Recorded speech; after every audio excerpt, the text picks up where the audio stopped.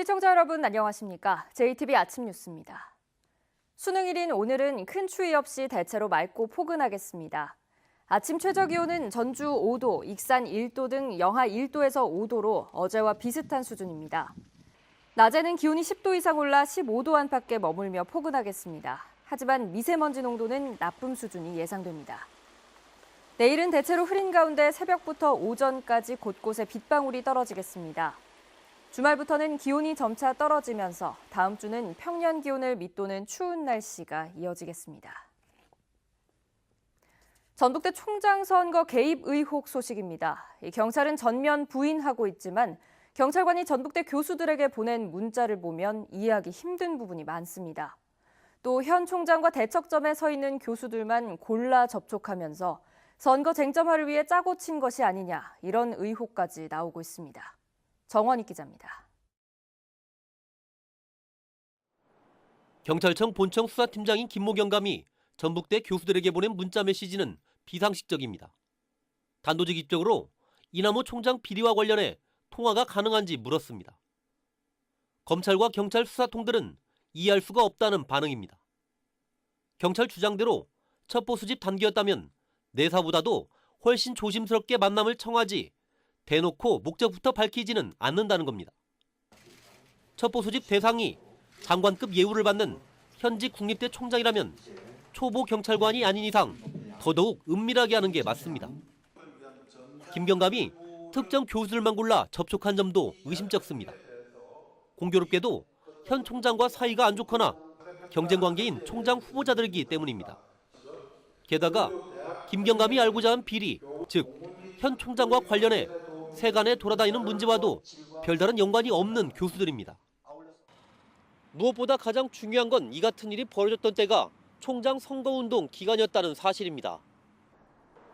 경찰이 현 총장에 대한 비리를 조사하고 있다는 걸 선거에서 부각시켜 쟁점화하기 위해 특정 세력과 짜고 친 것 아니냐는 의혹이 나오는 이유입니다. 내사 관련 정보 공개는 선거를 진흙탕으로 만들고 그로부터 부당한 이득을 취하려는 조직적인 음모라고 볼 수밖에 없다. 검찰은 물론 총장 당선자가 직접 나서는 것만이 진실을 밝힐 수 있는 유일한 방법이라는 목소리가 갈수록 높습니다. JTB 뉴스 정원익입니다. 전주의 한 아파트가 보수공사 업체 선정 문제로 시끄럽습니다. 입주자 대표회의가 진행한 입찰 과정에 문제점이 드러나면서 주민들이 크게 반발하고 있습니다. 보도에 주혜인 기자입니다. 1200여 세대가 살고 있는 전주의 한 아파트입니다. 전주시 완산구청은 이달 초 이 아파트의 입주자 대표회의에 시정명령과 과태료 부과를 예고했습니다. 지난 9월 입주자 대표회의가 진행한 페인트 공사와 옥상 방수 공사의 입찰 과정을 문제 삼은 겁니다.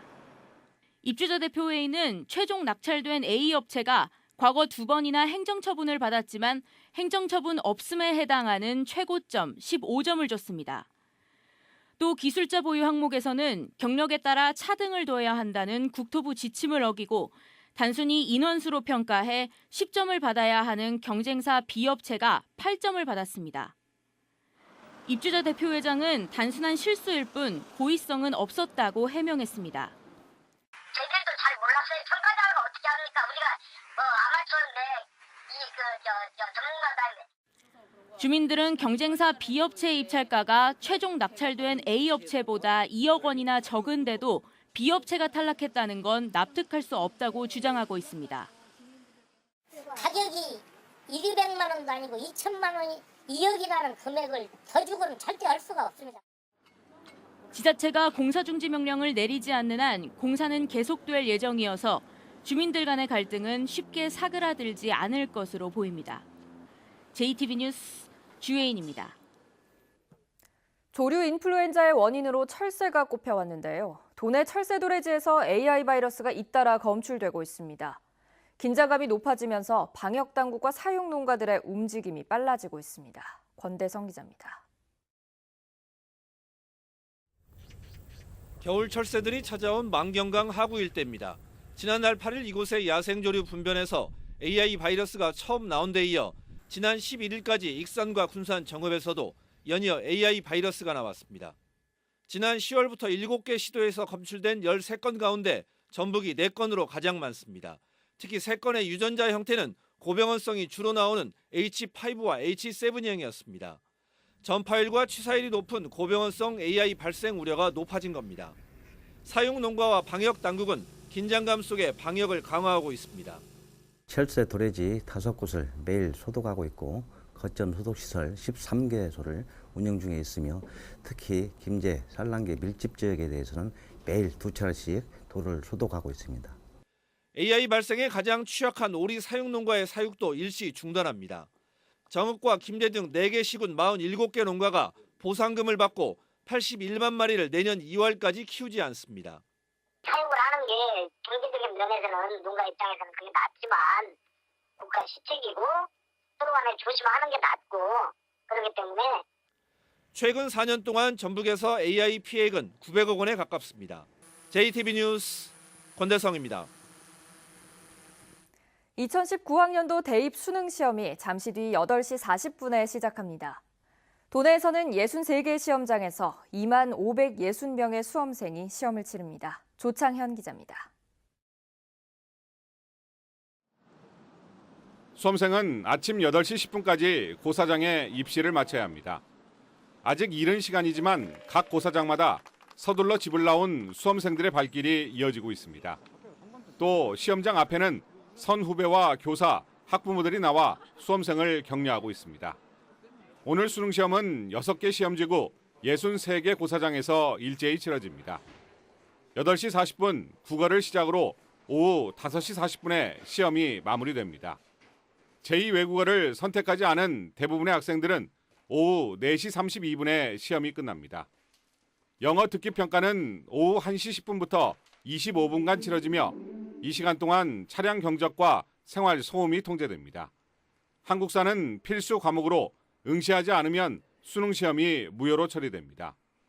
시험장에는 모든 전자기기의 반입이 금지되며 특히 올해는 전자담배와 블루투스 기능이 있는 이어폰이 반입 금지 물품으로 명시됐습니다.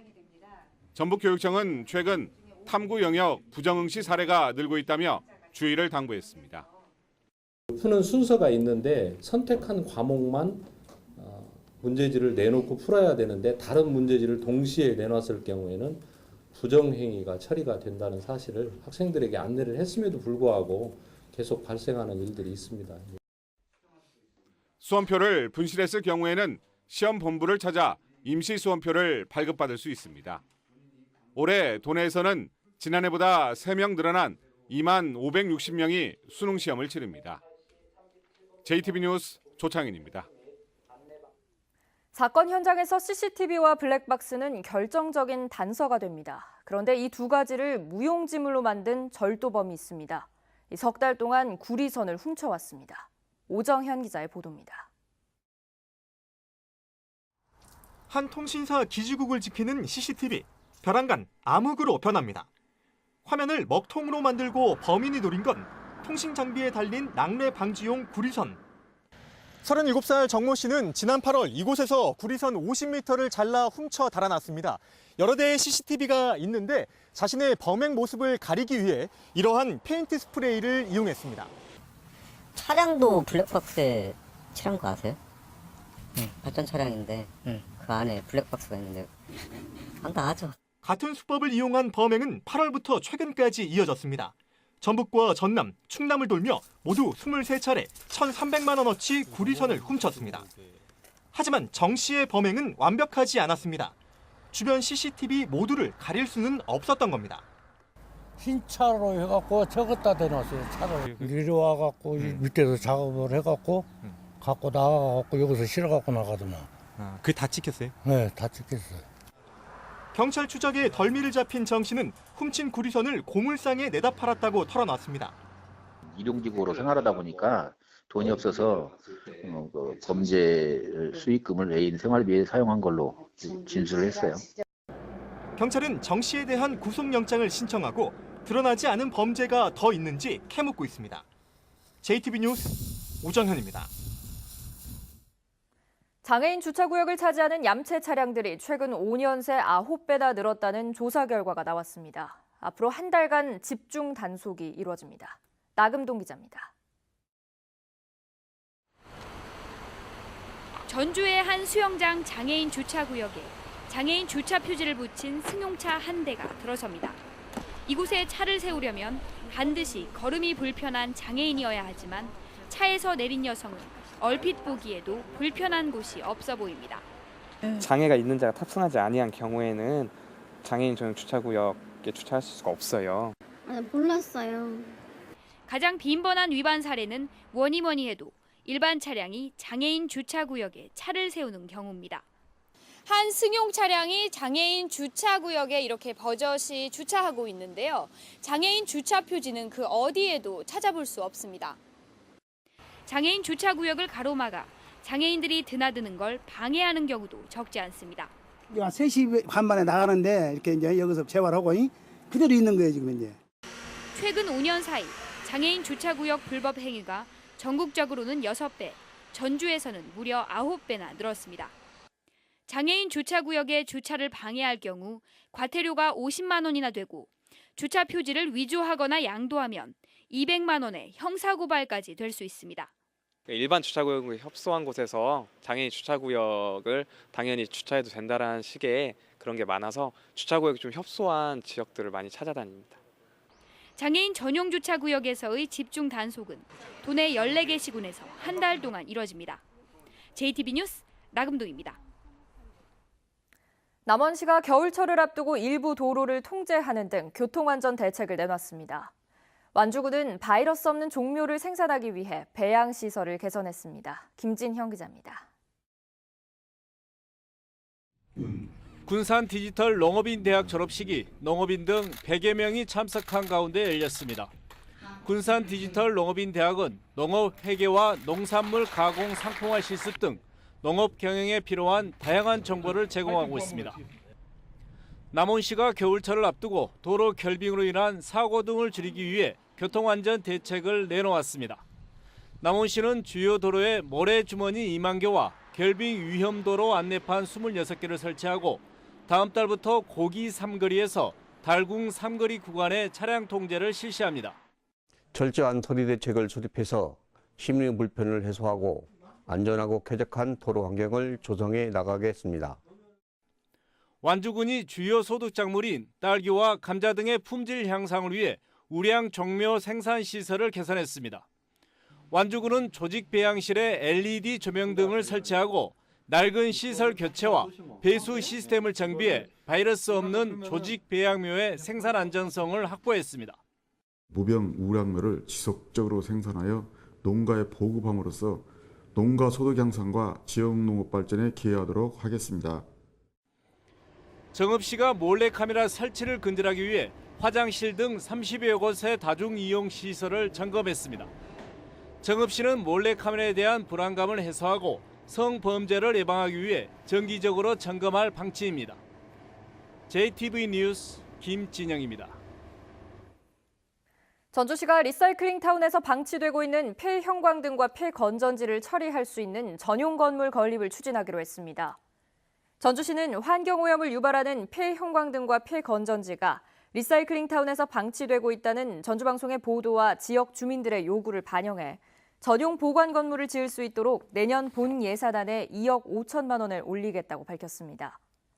한편 전주시 리사이클링 타운 주민지원협의체는 어제 전주시청 광장에서 집회를 갖고 폐형광등에 대한 처리 대책과 주민지원기금 미지급분의 현금 지급 등을 요구했습니다.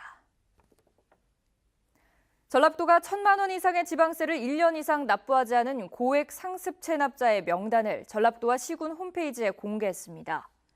공개한 체납자는 법인 86곳과 개인 175명이며 이들의 체납액은 92억 원입니다. 체납액이 가장 많은 법인은 남원의 D산업개발로 체납액은 5억 9천만 원이며 개인은 익산에 사는 정모 씨로 체납액은 2억 3,600만 원입니다.